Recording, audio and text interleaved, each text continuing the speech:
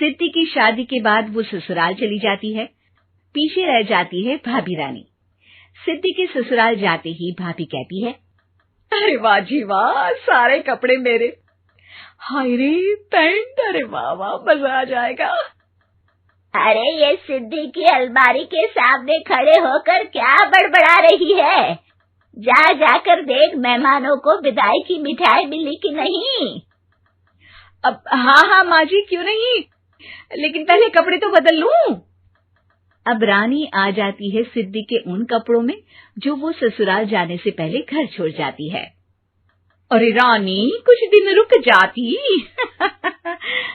अरे ये तो सिद्धि बिटिया को मैंने ही दिया था, बड़ा ही फबता था उस पर, तुझ पर तो कुछ खास नहीं लग रहा।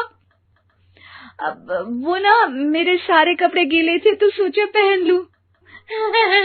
वैसे भी सिद्धि को कौन सा दिन पुराने आउटडेटेड कपड़ों को पहनना है।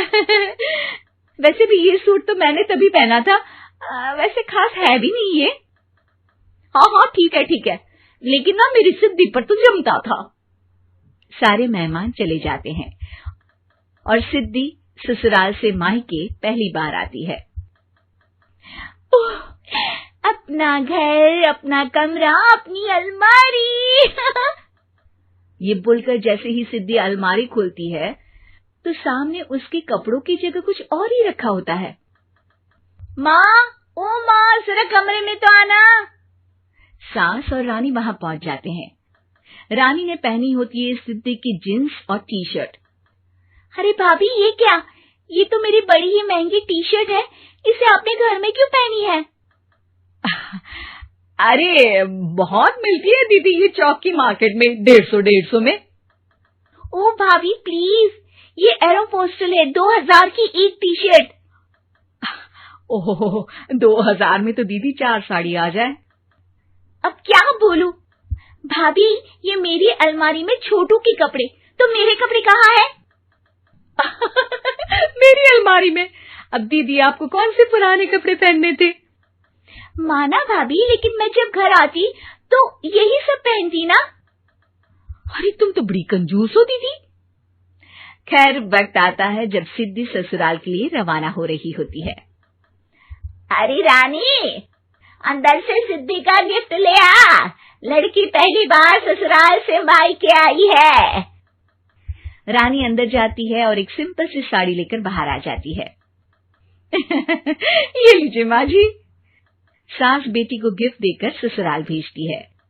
अगले दिन रानी एक सुंदर सी साड़ी पहनकर सामने आती है।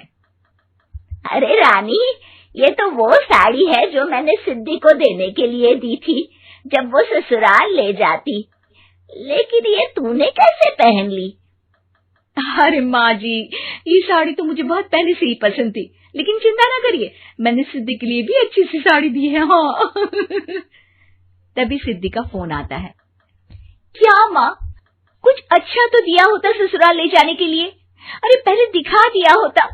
ये चमकते हुए पैकेट में नौकरानी वाली साड़ी मत दिया करो माँ।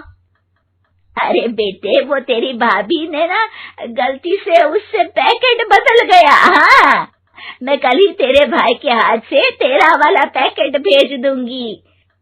अरे रहने दो माँ, आई एम श्योर भाभी ने अभी वही साड़ी पहनी होगी जो तुमने मेरे लिए रखी थी। तुम तो समझ नहीं पाई उनको। खैर छोड़ो, मैं ज्यादा बोलती अच्छी नहीं लगती, रहने दो, आपको उन्हीं के साथ रहना है, फिर बात करेंगे। सास को रानी पर गुस्सा आ जाता है। वो उसके कमरे में जाती है जहाँ वो शादी का एल्बम देख रही होती है। रानी, मार्केट जाकर एक ऐसी ही साड़ी लेकर आ, कल प्रतीक जाकर सिद्धि के घर दे आएगा। अरे क्यों माँ जी, कितनी साड़ी देनी है दीदी को? यहाँ कोई सेल लगी है क्या? अरे चुप कर, मेरे बेटी के हिस्से की साड़ी खुद पहन ली, अब ज्यादा ज्ञान बांट रही है। एक दिन सिद्धि का फोन आता है। माँ, मेरी सास ने आज सबको खाने पर बुलाया है। सारे लोग सिद्धि के ससुराल पहुँचते हैं। खाना खाकर वो लोग निकल रहे होते हैं कि सिद्धि की सास सभी को गिफ्ट देती है। अरे बहन जी, बेटी के घर का खाना खा लिया, यही बहुत है जो आप ऊपर से गिफ्ट भी दे रही है। अरे बहन जी, आप भी कहाँ इन बातों पर विश्वास कर रही हैं। सास सभी को गिफ्ट देती है, लेकिन रानी को जो साड़ी देती है वो अजीब सी हरे रंग की लाल रंग के बड़ी छाप वाली होती है।